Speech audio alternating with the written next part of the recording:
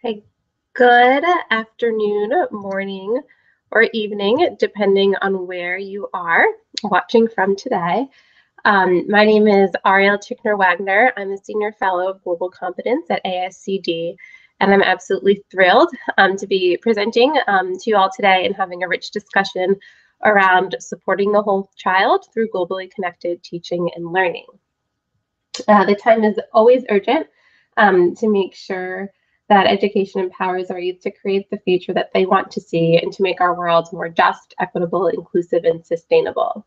And perhaps more urgently than ever, we as collective humanity need to be empathetic, critical thinkers, problem solvers, and cross-cultural collaborators in order to find solutions for the critical issues that face both our local communities and communities around the world. And education is a perfect vehicle for doing so. So in the brief time I have with you, I'm going to discuss the power we have as educators to do just that and share with you some of the resources that ASCD has to offer to help you connect your classrooms and schools with the world. So in the time we have, first I'm going to explain why globally connected teaching and learning truly matters, particularly when we think about educating the whole child. Secondly, I'm going to dive into what globally competent teaching is and looks like in classrooms. And finally, I'm going to share some resources and ideas for how you can begin to develop global competence in yourself as an educator. So first and foremost, I just want to give a quick background on ASCD. So ASCD is an education nonprofit and educator association that supports the whole child. So our mission is that ASCD empowers educators to achieve excellence in learning, teaching, and leading so that every child is healthy, safe, engaged, supported, and challenged. We also, our vision is to be the most trusted and valued resource for all educators throughout their careers. So what exactly do I mean by all educators?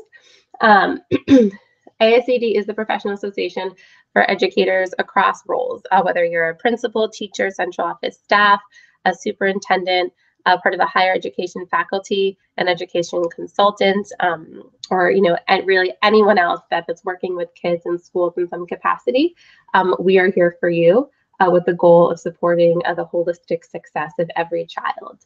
We also represent educators from all over the world through both our membership and our affiliate programs. So we have over 51 affiliates, both within the United States and across the world.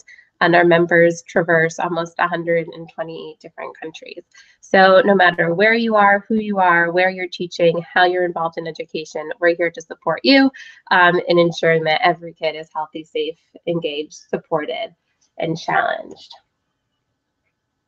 And I do want to say as well, at the end of this presentation, if you do have any questions, I will happily be able to take them as well. So just, as you're engaging in the webinar today, please feel free to kind of ask questions in the live chat, either through the Edmodo group or through YouTube. And I'm always happy to engage after as well. And if there's any resources or any more additional information you want about ASCD that I haven't yet shared, please feel free to ask about that too. So now, the big why. Why connect our students with the world, right? Why does globally connected teaching and learning matter? So I'm just going to share a few statistics about our world. So one, there's over 350 languages spoken at home by United States residents. And I picked the United States because that's where I live.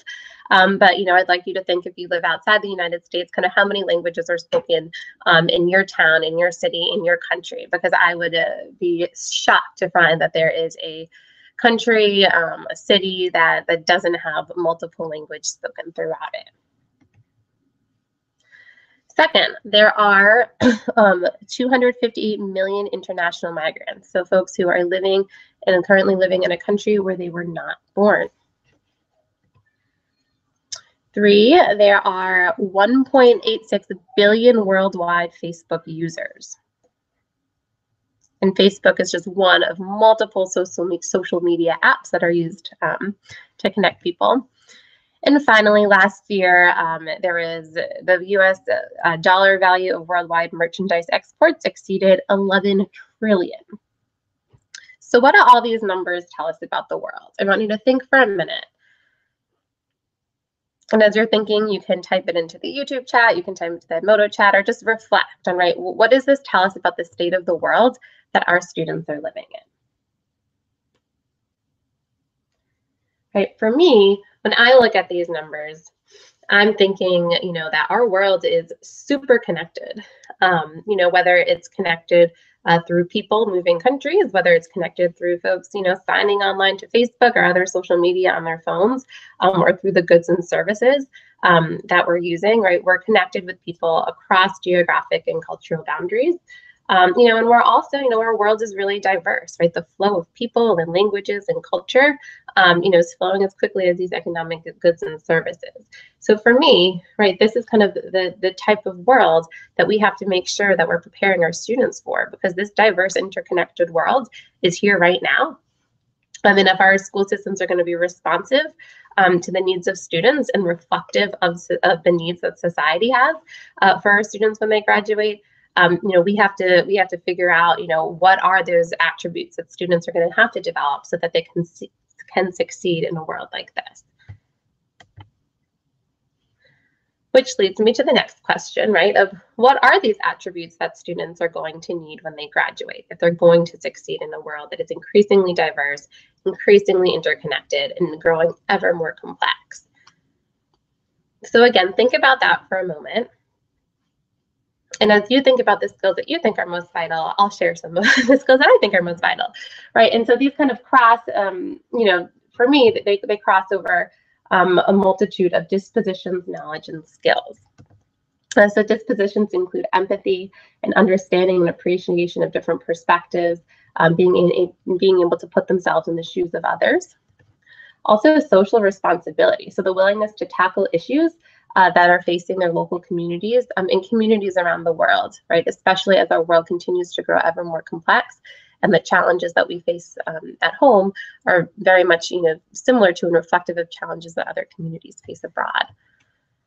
Knowledge of globalization and global conditions and events are crucial to students now and in the future if they're going to, engage economically, politically, and socially.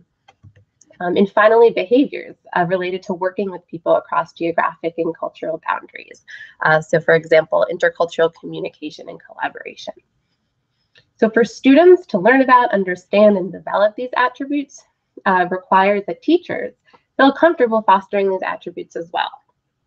And we call these kind of collective set of dispositions, knowledge, and skills global competencies or global competence. So this is where globally competent teaching comes in, right? So if we want our students to be globally competent and graduate ready to thrive in a diverse, interconnected world, then we as educators have to develop the skill set to teach for global competence. And I also want to emphasize that a global education is a whole child education. So this isn't necessarily an add-on, right? This isn't something that's nice to have, right, after we kind of address all the other needs that our students are facing, right? A global education sits front and center into a whole child education. So at AICD, we talk about educating the whole child. We talk about ensuring that every student is healthy, safe, engaged, supported, and challenged. And healthy, safe, engaged, supported, and challenged also reflect a variety of socio-emotional, cognitive, and behavioral attributes. So this is kind of where these elements of global competence for students fit in. So under safe and supported, so again, really reflecting that idea of social emotional learning, right? So these global competencies of empathy, valuing diversity, and open-mindedness. When it comes to engaging our students, this includes taking action, taking action in the world around us, and intercultural communication and collaboration as well, right? This is all about engaging kids in the world. And finally, teaching for global competence and providing students a global education also challenges them with a rigorous curriculum that involves critical thinking, problem solving, and being able to understand global issues from a multitude of perspectives and through analytical thinking.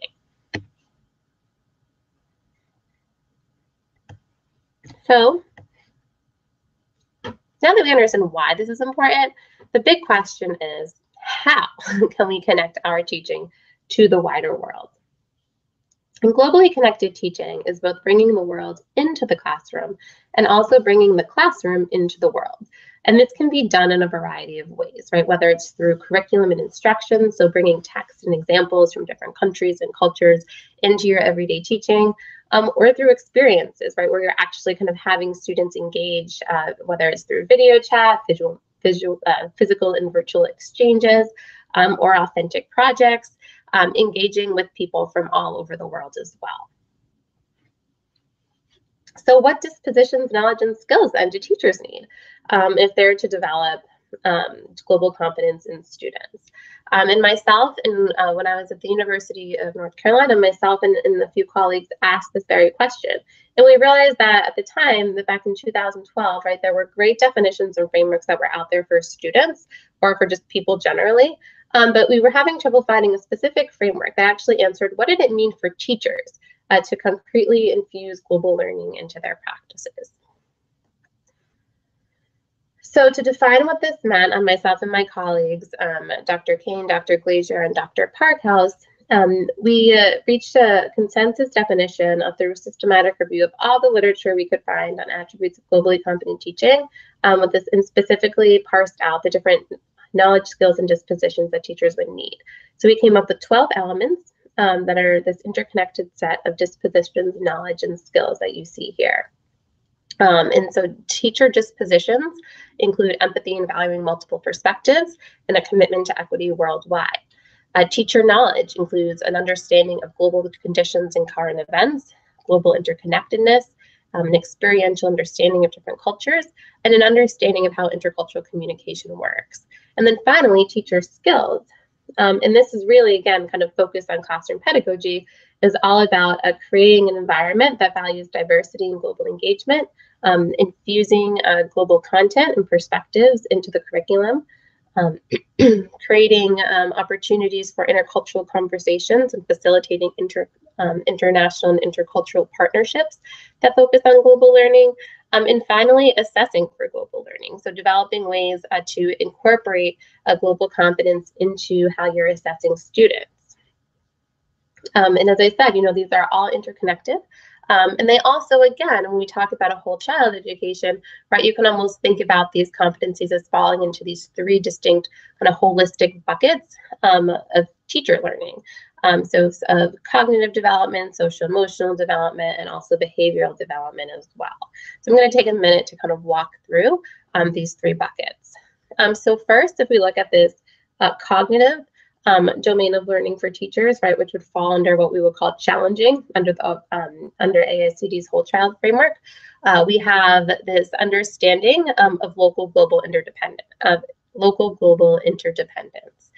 So this includes a knowledge, so an understanding of global conditions, current events, and how the world is interconnected. But specific for teachers, right, it's an ability then to take that knowledge and to be able to integrate global perspectives, issues, and investigations into content area, curriculum, instruction, and assessment. So whether you're teaching early primary school or early elementary ages, or whether you're teaching advanced mathematics, you should be able to kind of take your knowledge of the world and see how it fits into the curriculum that you have to teach. Second, under the social emotional bucket, is this notion of empathy and perspective recognition. So globally competent teachers, they understand and value diverse perspectives and cultures, and they are committed to equity, both locally and globally. So this is including thinking about the diversity of the students within their own classroom walls, and also, helping students understand and commit themselves to, making the world a more just, prosperous place for everyone to live in. And finally, these elements of global competence fall under this behavioral domain, or what we might consider more engagement in that AICD whole child framework of global collaboration and action. So this includes communicating across cultures and languages, and also facilitating intercultural and international conversations and partnerships for authentic global learning experiences. So again, kind of applying your knowledge and understanding of different cultures and understanding of cross-cultural communication to your classroom by helping students to engage in intercultural conversations, collaborations, and to be able to take action globally on issues that matter to them. So that's a lot. Globally competent teaching is highly complex, right? And this construct of global competence, right, is highly complex as well, with all sorts of various attributes that are affiliated with it. So the big question is, well, that all sounds great, right? But how do I actually go about doing this, right? It's kind of a lot to think about. How do I infuse these social, emotional, behavioral, and cognitive attributes into my own teaching when I have so many things to do? So where do you even get started? So I'm going to hopefully begin to answer that for you. But first, I just want to kind of lay out a few pieces of information, a few little tidbits. So first, it's really important to recognize that there's no one way to teach global competence, and there's no one way to develop global competence as an educator. It's a unique journey for each individual. So for some educators who I've worked with, right, it's begun with their childhood and in experiences they've had in different countries, or with friends who came from different cultures or backgrounds as them. For others, it began, with a trip abroad. So I've spoken to teachers, for example, who had the opportunity to teach abroad for a year after college, and from there they were able to kind of bring those experiences back to their schools in their home country. And others, this notion of teaching for global competence begins with what they call the United Nations of their own classroom. So they're realizing that they're teaching students from all over the world, and they need to better prepare themselves so that they can interact with students and families whose cultures, backgrounds, and perspectives might differ from theirs. And secondly, because everyone's beginning the journey at a different starting point, it's really vital to understand where you personally are when it comes to global competence development, right? So this is not one size fits all.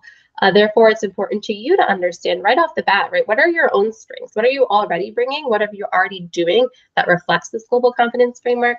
And what areas do you have for improvement?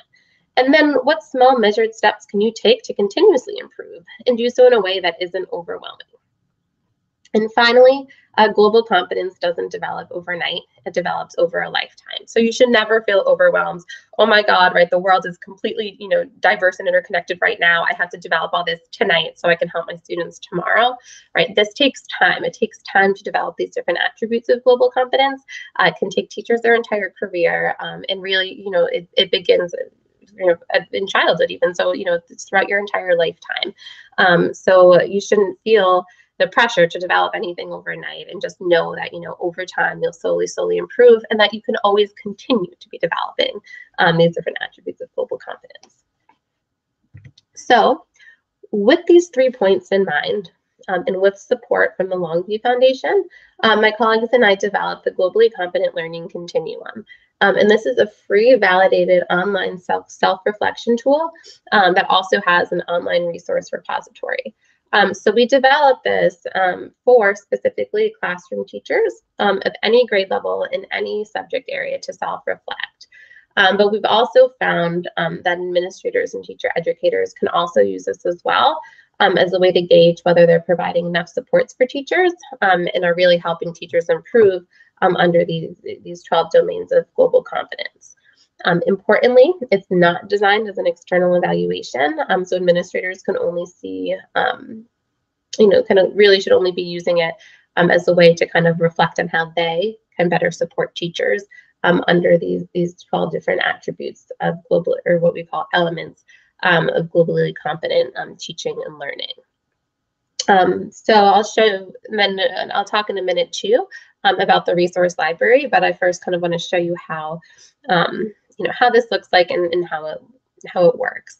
So if you go to globallearning.ascd.org, and I'll add this link to the Edmodo group afterwards as well.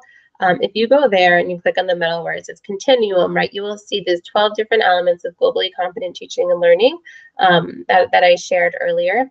And they're broken down into 5 different developmental steps: nascent, beginning, progressing, proficient, and advanced. As you move along the continuum, it's moving in kind of 3 different ways, right? So first, it's kind of moving from inward to outward. So when you're in the more nascent or beginning stage, you are really reflecting on your own biases and beliefs and perspectives. And then as you move towards progressing, proficient, and advanced, you're thinking about the perspectives of others, in the kind of the cultures of others, and how that relates to your own. So again, kind of moving from understanding yourself before you understand others, whether that's your perspective or your culture. Second, as you move along the continuum, you're moving from personal action to communal action. So at the beginning, right, you're providing opportunities for student global learning, but by the time you kind of reach that advanced stage, you're just there facilitating students, right, as they're guiding their own learning and they're creating their own global investigations, and they're creating their own global conversations and partnerships. And finally, as you're moving from nascent and beginning up to advanced, you're moving from kind of a basic understanding and awareness of the world, right? So for example, understanding that inequities exist, then really seeking to understand why these inequities exist, and kind of how they can be dismantled. Similarly, if you're at the beginning, you're kind of understanding that our world is interconnected, right?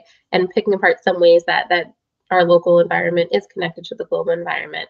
And by the time you get to advanced, you're really understanding globalization, from a perspective of inequities and why these inequitable power distributions exist in the world and what you can do to take action to fix that. So again, moving from awareness to being aware of the world around you to being more critical and analytical about global activities taking place.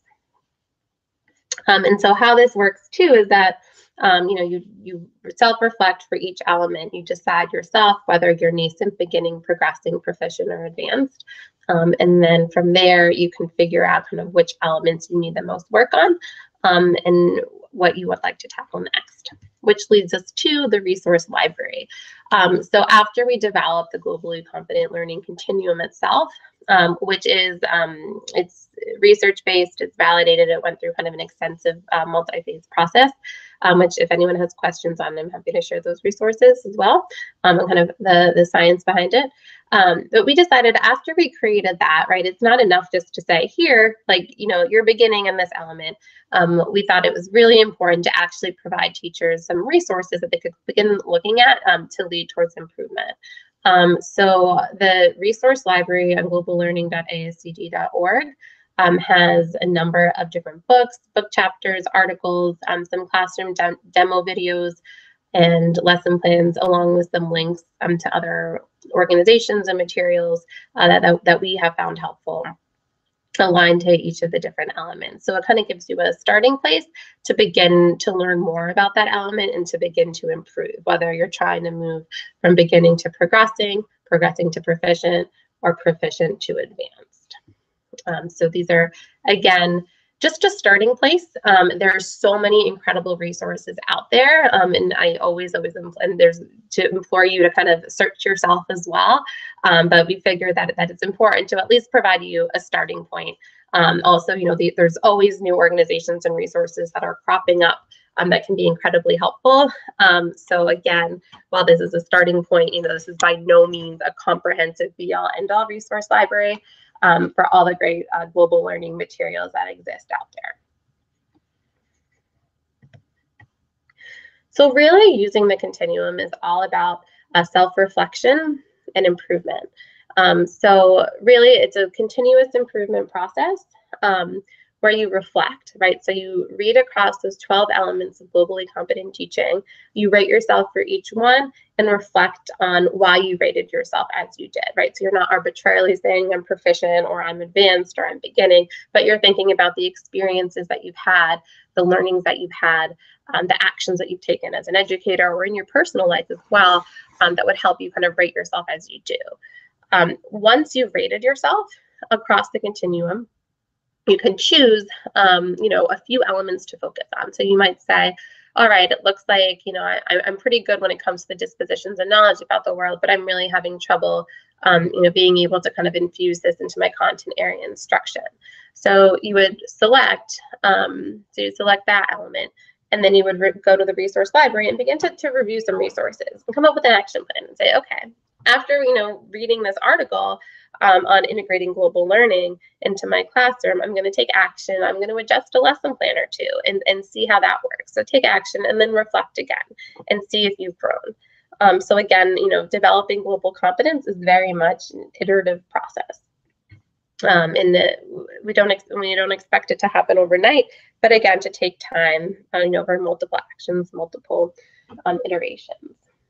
You can also do this, with a professional learning community as well. So you can go at it at your own, but you could also work with a group of educators and collectively, decide, we would like to focus on promoting intercultural conversations with our students.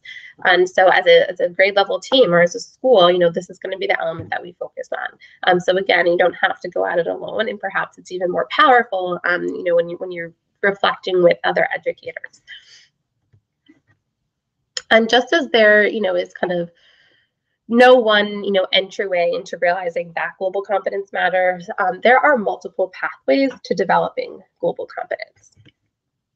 So one is international experiences. There's a number of fellowships that exist for teachers in particular to explore the world, whether it's Fulbright exchange programs or National Geographic has a fellowship as well. You can also do it yourself.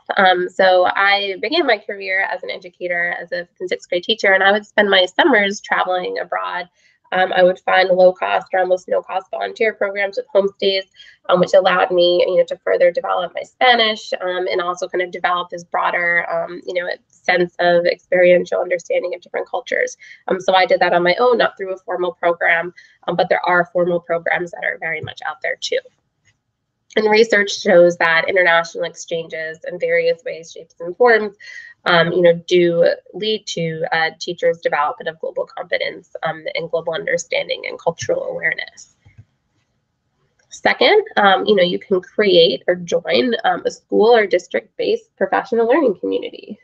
So I've seen great successes with global learning cohorts at schools, be it grade level or through interdisciplinary teams where teachers actually take the time during professional learning to go about discussing best practices and examples and planning for infusing global content and perspectives into your curriculum. You can also learn from students and families. Depending where you live, you may have a diverse group of students who have a lot to share with you about their culture. So finding, ways to kind of learn from them and have them share their own experiences in authentic ways. Of course, you should never ask them to be the spokesperson for an entire culture, country, or religion. And there is no single story for a single culture or nationality. But having them share their own personal journey can also, open your own eyes as well. Online courses and modules are another way that you can begin to develop global competence. ASCD, for example, through our ASCD streaming videos online, we have a series of professional learning videos on teaching for global competence, both at the elementary or primary and at the secondary level. So those are great ways, without kind of leaving your classroom or leaving your school, you can tune in to learn more about developing global competence and what globally competent teaching practices look like. There are also opportunities for face-to-face conferences. ASCD has an annual Global Leadership Summit that we host in concert with Global Ed Events. So it's taking place this March 15th. So again, that's a great way to kind of face-to-face meet and network with other educators who are like-minded about infusing global learning into schools. And finally, join a global professional learning network, right? So kind of expand your professional network beyond your school or beyond your district. So being a part of Edmodo is a great way to do that already. So those who are tuning in, you're already there, right? You already have this great starting point, because not only can you kind of make global connections for yourself, but it can help you kind of make connections for your students as well. So I will leave you with this. The journey of 1,000 miles begins with a single step. So I challenge you to take that next step wherever you are on your journey when it comes to global learning, and to use the Globally Competent Learning Continuum to figure out kind of where you are and where you're taking that first step from, and determine what you need to work on next to best serve the needs of the students that you teach. So thank you so much. So now I believe I'll have that time for a few minutes to take some questions. If you want more information, please visit www.ascd.org for all the great global engagement resources that ASCD has to offer. Also, please, again, if you're able to come to the Global Leadership Summit at Empower 19 in Chicago, Illinois, it'll be a great opportunity to further expand upon these ideas in person. So now I would like to take a few minutes to take questions if you have any. So it looks like our first question is a simple one. Can I use this with students? So the Globally Competent Learning Continuum is a validated tool for educators. And as you look through it and peruse through it, you'll notice that a lot of it is about kind of how do you infuse global teaching into your classroom. However, the dispositions and knowledge elements could be tweaked for students. So I encourage you to kind of look that over. There are other great frameworks out there that are designed explicitly for students when it comes to global competence, including the Organization for Economic and Cooperative Development, the OECD, who puts out the PISA tests. They are now measuring global competence, and they have an excellent framework for students. The Asia Society also is another great organization with a framework for global competence for students, because again, this is focused on teachers. However, there is a lot of alignment. All right, how does one become a member of ASCD? That's another question. So you can, if you go to our website, www.ascd.org, there will be a tab for members. So if you look under there, you can join. You can join any time of year. You can join as a digital member. You can join as an individual member. You can join as an institution. So if you're a school or a district, you can also join as well. So again, if you go to www.ascd.org, there will be all of the information there underneath our membership tab at the top. And there are great member benefits, both in terms of discounts and also the free materials that you'll get, including our flagship Education Leadership magazine and books as well. So thank you for that question.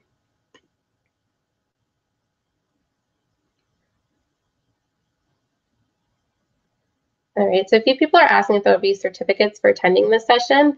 If you do need a certificate, there are ways that we can get one for you. So if you could kind of flag that in the group, we can get back to you through the Edmodo group and talk about that.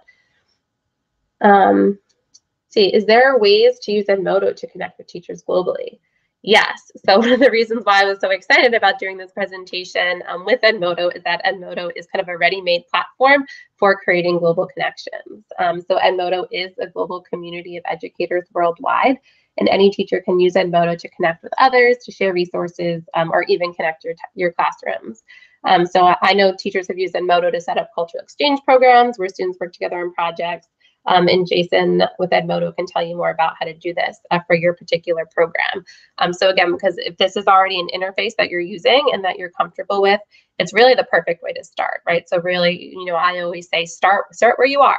And so if you're already here, kind of you already have taken that first step into being able to connect with people around the world and to begin to, for your students, right, help facilitate for them these international conversations and international global learning collaboration.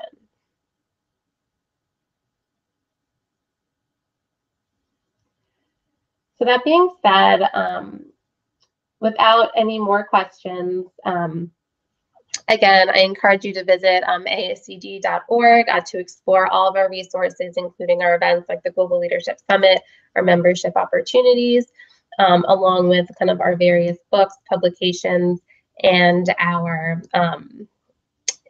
digital resources as well for professional learning throughout. We kind of, again, we holistically focus on the whole child. So we focus on many different aspects of education, global engagement being one of them, but an important one. So you'll kind of see this infused throughout what we do. I'll share some additional resources as well in the Edmodo group. And I really hope to continue this conversation on this very important topic of globally connected teaching and learning.